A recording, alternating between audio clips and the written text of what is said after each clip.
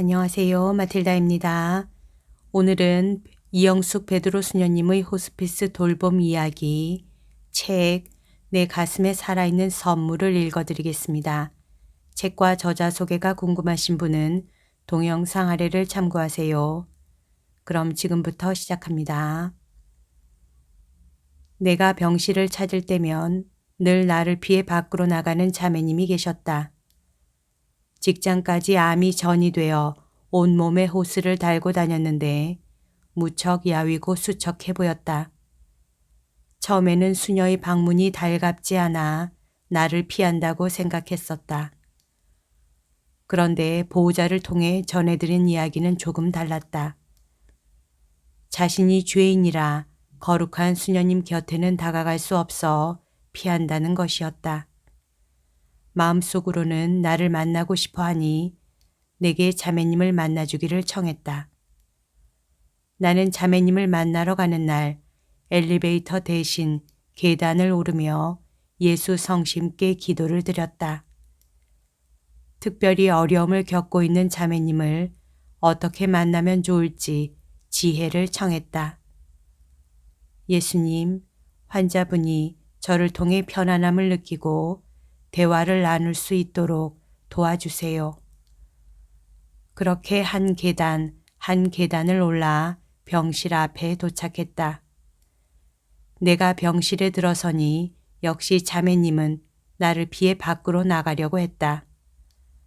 나는 다른 환자와 아른 채 하다가 자매님 앞을 막아서며 잡아 세웠다.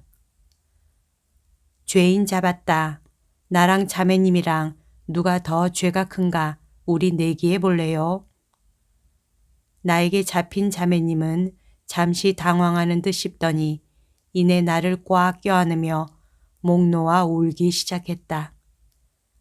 나는 자매님의 등을 토닥여 주었다. 수녀도 인간인데 뭐가 어렵다고 나를 피해요. 내가 필요하면 언제든지 얘기해요. 한참을 울던 자매님은 조금 진정이 되자 나를 자신의 침대 쪽으로 이끌고 갔다. 수녀님, 저 너무 억울해요. 시집 식구들은 그렇게 많은 죄를 지었는데도 다 잘 살고 왜 저는 상처만 입었는데 이런 병에 걸려서 죽어야 해요. 저 너무 억울해서 이렇게는 못 죽겠어요. 죽기 전에 시집 식구 남편 다 죽이고 그러고 나서 저도 편히 죽을래요. 뜻밖이었다. 자신이 죄인이라며 나를 피했다던 자매님의 입에서는 시댁에 대한 원망과 한이 흘러나왔다. 나는 상처받은 그 마음을 어떻게 어루만져 주어야 할지 잠시 고민하다가 이야기를 시작했다. 자매님, 아들이 둘 있다면서요. 그럼 그 애들도 다 죽이고 싶은 거예요? 그러자 자매님은 펄쩍 뛰었다. 수녀님, 무슨 말씀이세요? 그 아이들은 아무 죄도 없는 아이들이에요. 제가 죽어도 우리 두 아들은 행복하게 잘 살아야 해요. 가족들을 다 죽인 엄마를 아들들이 용서하겠어요? 남은 애들이 살면서 과연 행복할까요? 내 생각은 이래요. 시댁 식구들 다 죽이려면 아들들도 죽여야 맞는 거고 아들 둘 잘 살게 하고 싶으면 시댁 식구들도 다 살려야 맞는 거예요. 내 말에 자매님은 억울함과 분함을 견디지 못해 울부짖기 시작했다. 나는 자매님의 상처가 얼마나 크면 이런 서슬퍼런 말들을 입에 담을까 싶어 자매님의 상처를 어루만지듯 안아주었다. 자매님이 안 죽여도 사람은 태어나는 날 다 사형 선고 받고 태어나요. 집행 날짜를 모르는 것뿐이고 시간 차이만 있을 뿐이지 우린 다 죽게 되어 있어요. 그러니까 그런 마음은 먹지 말아요. 이내 젖은 얼굴의 자매님이 고개를 들어 나를 보았다. 무엇이 자매님을 그렇게 힘들게 했는지 나한테 다 이야기해봐요. 그 마음 풀 수 있는 방법을 함께 찾아볼 수도 있잖아요. 자매님은 시댁 식구들이 반대하는 결혼을 했다. 시댁 식구들은 학벌도 좋고 재산도 많았다. 그에 비해 자매님은 일찍 과부가 된 어머니와 여동생과 함께 살면서 중학교도 제대로 졸업하지 못하고 공장에 다녀야 했다. 그렇게 학교와는 멀어졌고 돈을 벌기 위해 다니다가 우연히 출퇴근길에 지금의 남편을 만나게 되었다. 남편은 자매님에게 한눈에 반해 구애를 시작했지만 집안이나 학벌이 너무 차이가 났기에 처음에는 사랑을 거부했었다. 그러나 그럴수록 남편은 자매님을 포기하지 못했고 결국 집안의 반대를 무릅쓰고 두 사람은 작은 새방에서 동거를 시작했다. 변변한 살림살이 하나 없는 상황이었지만 라면 한 개를 나눠 먹어도 행복하고 웃을 일이 많았다. 턱없이 부족했지만 행복만은 차고 넘쳤던 시절이었다. 그래도 시부모님들의 허락을 받고 결혼식을 올리고 싶었던 두 사람은 주말마다 시댁을 찾았다. 시댁 어른들의 마음을 얻기 위해 김치도 담그고 반찬도 만들어 갔지만 매번 마당에 김치와 반찬이 내동댕이 쳐졌고 문전박대를 당하는 수모를 겪어야 했다. 그래도 자매님은 계속해서 정성을 보였다. 사랑하는 남편의 가족들에게 인정을 받고 한 가족이 되고 싶었기 때문이었다. 그렇게 긴 시간을 무시와 멸시를 받으며 견뎌냈던 자매님이 아들을 둘이나 낳자 시부모님들의 태도도 달라졌다. 시부모님들은 손자들을 누구보다 반겼다. 자매님은 그렇게 겨우 시댁의 문턱을 넘었다. 그러나 손자들만 반길 뿐 여전히 자매님을 며느리로 대우해주지 않고 투명 인간 취급을 했다. 명절이나 집안 행사 때면 자매님은 도우미 아주머니들과 함께 일해야 했고 시댁 식구들과는 한 식탁에서 겸상도 할 수가 없었다. 철저하게 부엌대기 취급을 받아야 했지만 그것 또한 참았다. 자신이 잘하면 분명 시부모님들의 마음이 변할 것이고 언젠가는 자신을 며느리로 한 가족으로 인정해 줄 것이라고 믿었기 때문이었다. 그러나 절망이 희망보다 먼저 도착했다. 남편이 갑자기 쓰러져 식물인간이 되어버린 것이다. 청천벽력 같은 일이었지만 자매님은 희망을 버리지 않고 남편을 살리기 위해 꼬박 3년을 온 힘을 다해 간병하였다. 우리나라에서 제일 좋다는 병원들을 찾아다녔고 용하다는 점쟁이까지 수소문하며 안 해본 것이 없었다. 정말이지 남편만 예전으로 돌릴 수 있다면 자신의 영혼도 팔 수 있을 것만 같았다. 그러나 아무런 소용이 없었다. 병원에서조차 더 이상 손 쓸 수 없는 상태가 되자 남편을 집으로 돌려보냈다. 어떤 의사 표현도 할 수 없고 눈만 껌뻑이는 남편을 보고 있자니 자매님은 망감이 교차했다. 시댁 식구들에게 며느리로 가족으로 인정받는 나를 희망하며 집들이를 꿈꾸었던 집이었는데 식물인간이 된 남편과 절망에 빠진 자신만이 덩그러니 남겨진 느낌이었다. 그동안 애쓰며 참고 살아온 게 다 허사가 된 것 같아 공허하고 먹먹해왔다. 사랑하는 마음으로 병원에서 3년을 견디며 간병하고 남편의 곁을 지켰는데 그 대가가 이것이라니.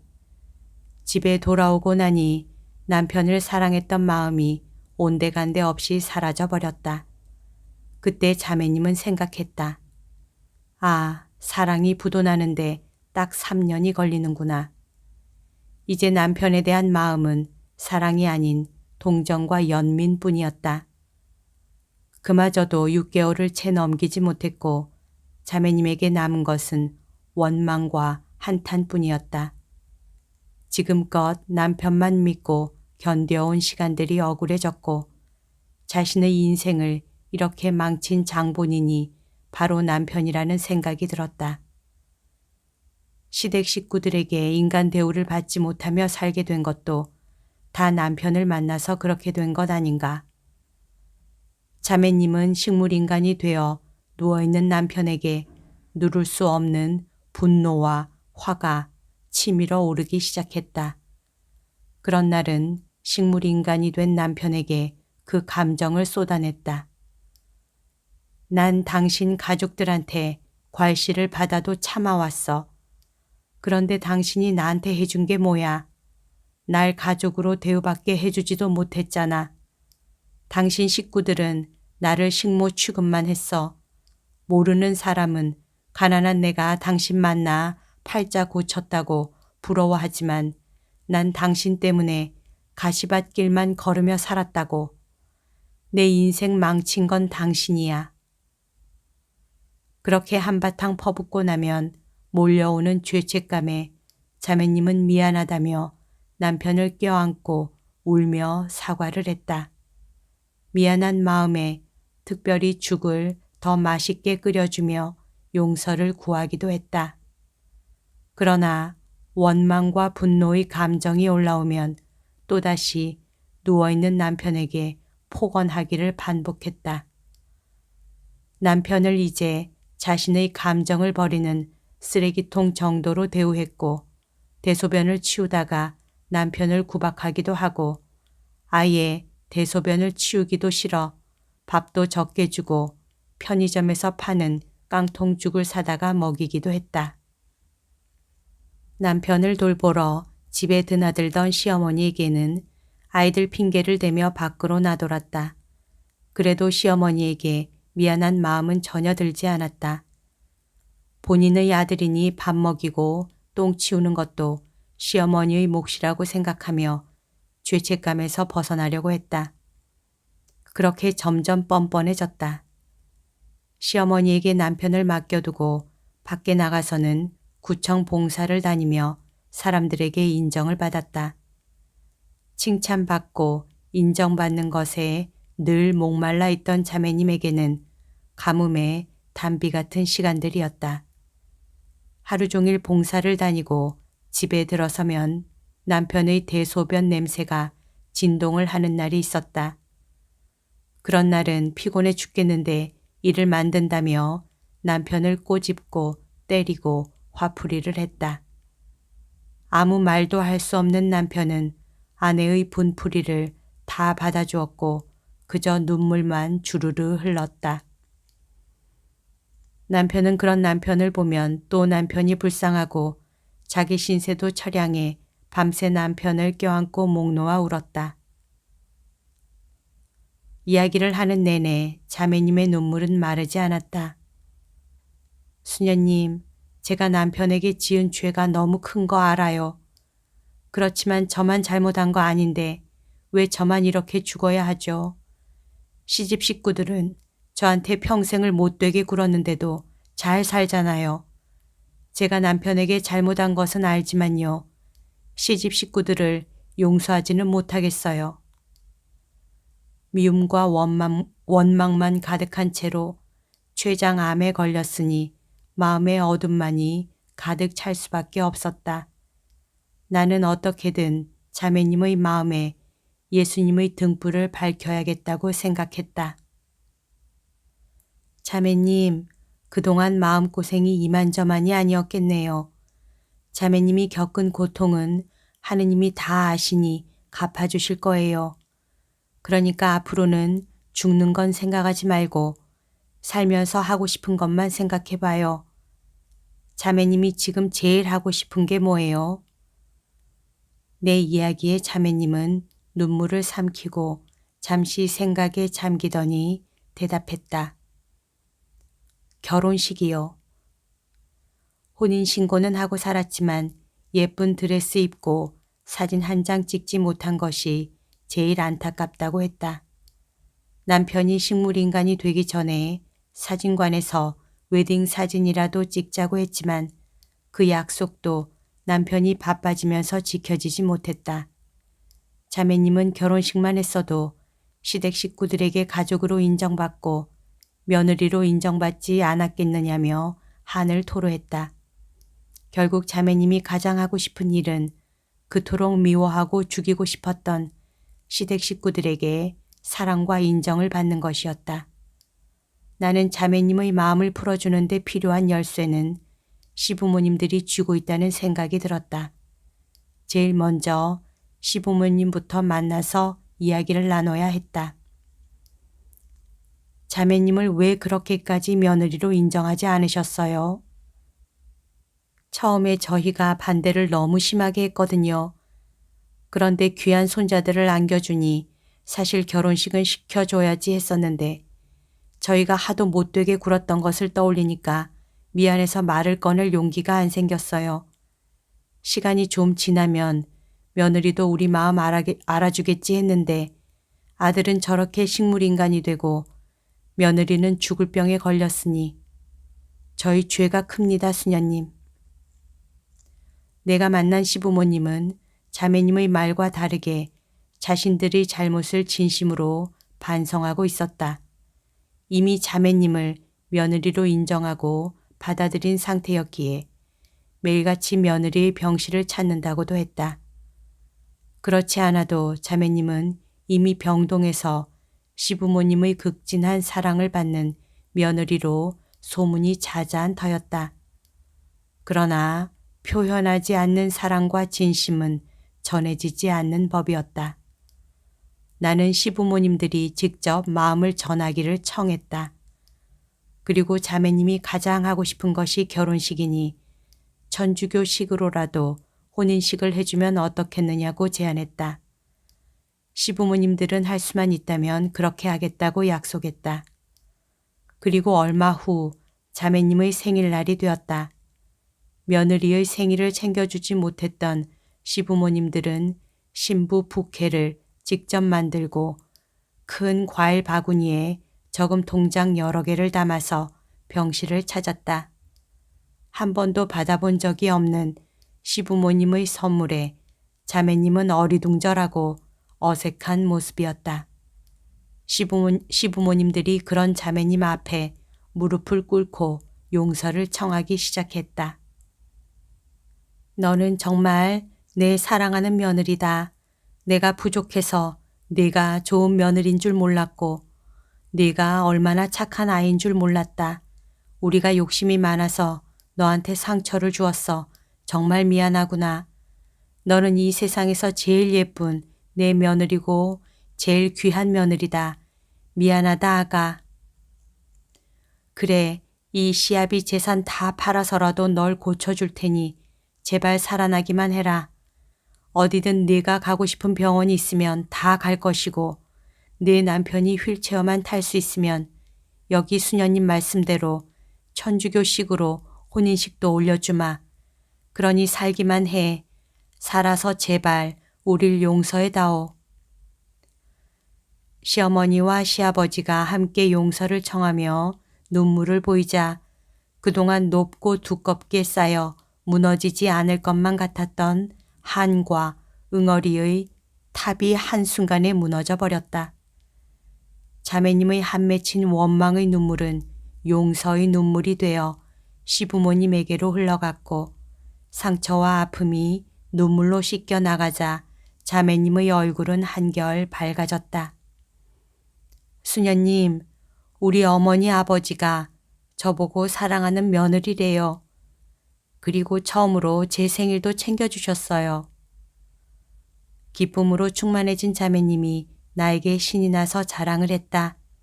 20년 동안 마음속에 가둬두고 키워온 미움과 원망에서 자매님은 용서를 통해 자유로워질 수 있었다.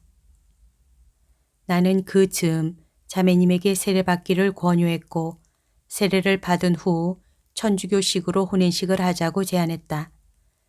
자매님은 누구보다도 열성적으로 교리 공부를 했다. 그 열정은 시부모님들은 물론 보는 이들의 마음을 뭉클하게 만들었다. 내가 먼저 자매님에게 대세를 주었고 신부님이 오셔서 정식 세례까지 주셨다. 자매님은 레지나라는 세례명을 얻었고 세례를 받은 후에는 더 열심히 기도 생활에 매진했다. 그동안 남편에게 갖고 있었던 죄책감은 고백성사를 통해 치유를 받았고 미워했던 시부모님들을 위해서는 매일같이 기도를 드렸다.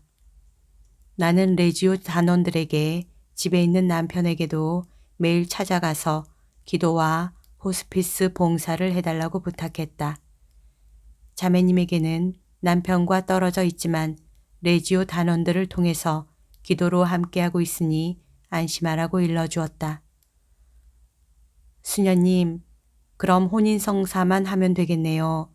그럼 진짜 결혼식을 하는 거지요? 그럼요. 혼인성사는 지상에서 이룬 사랑으로 성가정을 만드는 거고 천상에서도 영광의 가정을 이루는 거예요. 남편의 가슴은 아내 사랑의 무덤이 되고 아내의 가슴은 남편 사랑의 무덤이 되는 것이지요. 그것을 하느님 앞에서 약속하는 성사예요. 자매님은 자신의 상태가 조금만 호전되면 남편과 곧 천주교식으로 혼인식을 할 것이라며 기대에 부풀어 있었다. 자매님의 상태가 갑자기 악화되기 시작했다. 의사 선생님은 오늘을 넘기기 힘들 것 같다고 전했다. 자매님도 자신에게 죽음이 가까이 왔음을 감지했는지 나에게 자신의 곁을 떠나지 말고 기도해달라고 부탁했다. 수녀님, 저는 죽는 게 두렵지는 않아요. 수녀님이 그러셨잖아요. 세상에서 고통의 몫은 천상에서 다 갚아주신다고요. 죽으면 하느님께 가는 거고 이제 하느님께서 저 고생한 거 다 알아주시고 복을 주실 테니까 저는 죽는 것도 괜찮아요. 네, 하느님께 가는 거니 죽는 것도 괜찮죠. 그런데 자매님은 아직 39밖에 안 되었는데 왜 자꾸 죽는 얘기를 해요. 살 거니까 걱정 말아요. 맞아요. 저 사실 너무 살고 싶어요. 수녀님. 딱 10년만 더 살았으면 좋겠어요. 왜 10년만 살아요? 10년이면 49밖에 더 돼요. 20년은 더 살아야지. 그래야 아들들한테 회갑도 얻어먹고 죽지. 아니요. 수녀님 저 10년만 더 살고 싶어요. 그럼 우리 막내 아들 결혼하는 것도 볼 수 있을 테고 이제 시부모님에게 며느리로 인정받았는데 시댁 식구들 다 불러서 집들이도 하고 싶어요. 또 막 세례받았는데 저도 성당 가서 봉사도 해야 하잖아요. 구청 봉사 말고 진짜 신앙의 힘으로 하는 봉사요. 여기 호스피스 봉사자들처럼 저도 아픈 사람들을 위해 기도도 해주고 싶어요. 왜 이 세상에 태어나서 한 번도 누구에게 그런 도움을 주며 살지 못했을까 후회가 돼요. 이런 걸 다 하려면 10년은 더 살아야 하잖아요, 수녀님. 그러니까 하느님께 제게 10년만 더 달라고 기도해 주세요. 나는 자매님의 간절함과 진심을 그대로 담아 손을 감쌌다. 알았어요. 하느님께 자매님 꼭 10년만 더 살게 해달라고 기도할게요. 우리 함께 빌어요. 나는 눈을 감고 하느님께 진심으로 자매님의 마음을 전했다. 그런데 손을 잡고 기도를 하던 자매님이 내 손을 툭툭 쳤다. 수녀님, 아무래도 10년은 너무 긴 것 같아요. 3년만 살게 해달라고 해주세요. 네, 3년 동안 뭘 하려고요? 제가 다른 사람들한테는 그렇게 못되게 안 굴었는데 남편한테는 너무 못되게 굴었잖아요. 그러니까 남편한테 밥도 정성껏 해주고 좀 잘해주고 싶어요. 또 남편 간병한다는 핑계로 애들 도시락도 안 싸주고 돈으로 주고 그랬거든요. 애들 도시락도 싸주고 싶어요. 다른 건 못하더라도 남편과 애들한테는 잘해줄 시간이 좀 있었으면 좋겠어요. 3년이요. 알겠어요. 그럼 우리 하느님께 3년만 더 달라고 청해봐요. 나는 다시 자매님의 손을 잡고 눈을 감았다. 그런데 또 내 손을 쳤다. 수녀님, 3년도 너무 긴 것 같아요. 1년, 6개월, 아니 3개월, 아니 한 달. 이내 자매님은 말을 잇지 못하고 눈물을 터뜨렸다. 수녀님, 하느님을 통해서 너무나 큰 사랑과 은총을 깨달았는데 이 큰 사랑을 실천할 시간이 없다는 게 너무나 슬프네요. 자매님, 걱정하지 말고 원하는 대로 다 청하세요. 하느님은 간절하면 다 들어주시는 분이에요. 단 하루만 건강한 날이 있었으면 좋겠어요. 하루요? 네, 일찍 일어나서 목욕한 다음에 성당 가서 미사를 드리고요. 돌아오는 길에 장을 봐서는 시집 식구들을 다 한자리에 불러놓고 집들이를 하고 싶어요. 한 상에서 음식을 나눠 먹으면서 웃음소리가 저희 집 담장을 넘어가면 좋겠어요. 수녀님, 하느님께서 그런 하루를 제게 주실까요? 하느님께서는 하루도 천년처럼 주실 수 있고 천년도 하루처럼 만드실 수 있는 분이시죠. 하느님께 빌면 살아서도 받을 수 있고 죽어서도 받을 수 있어요. 그러니 그 모든 게 이루어진다고 믿고 기도하세요. 진짜지요, 수녀님? 그럼 우리 집에 가족들이 모여서 다 함께 있을 수 있는 거죠? 자매님은 간절했지만 자신에게 남은 생명의 시간이 얼마 안 남았다는 것을 알게 되면서 극도의 불안을 느끼기 시작했다. 수녀님, 저 집에 가고 싶어요. 수녀님이 그랬잖아요. 아내의 가슴은 남편 사랑의 무덤이고 남편의 가슴은 아내 사랑의 무덤이라고요. 저 남편의 가슴에서 죽고 싶어요. 수녀님, 저 좀 빨리 데려다 주세요. 나는 레지오 단원들에게 연락을 취했다. 이미 자매님 집에서는 13명의 레지오 단원들이 성모상을 모셔놓고 남편과 기도를 드리고 있는 중이라고 했다. 남편의 목욕도 다 시켜놓은 상태였다. 이 모든 일을 가능하게 해주신 하느님께 감사드렸다. 나는 마지막 순간이 될 수도 있는 시간이었기에 시댁 식구들에게도 자매님의 위독함을 전했다. 나와 자매님은 구급차를 타고 집으로 향했다. 가는 길에 자매님은 나에게 부탁이 있다고 했다. 자기에게 깨끼옷 한 벌이 있는데 남편 앞이 아닌 다른 사람들에게 잘 보이기 위해 2번 정도 입었다고 했다. 마지막으로 사랑하는 남편을 위해 예쁜 깨끼옷을 입혀달라고 부탁했다. 나는 그 옷이 자매님이 그토록 입고 싶었던 웨딩드레스가 될 수도 있겠다는 생각이 들어 레지오 단원들에게 빨리 깨끼옷을 찾아 준비해달라고 부탁했다. 깨끼옷을 입은 자매님을 누워있는 남편의 가슴에 기대어 눕혔다.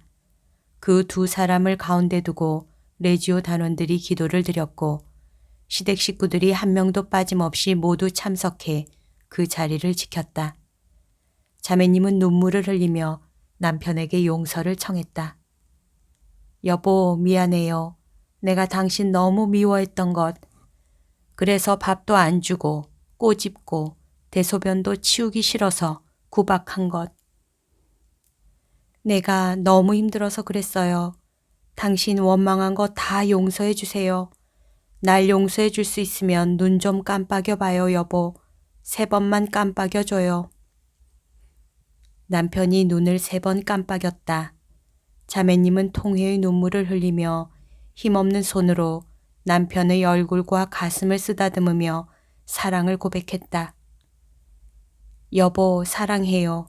당신도 나 사랑하죠? 당신 가슴에 내 사랑을 묻을게요.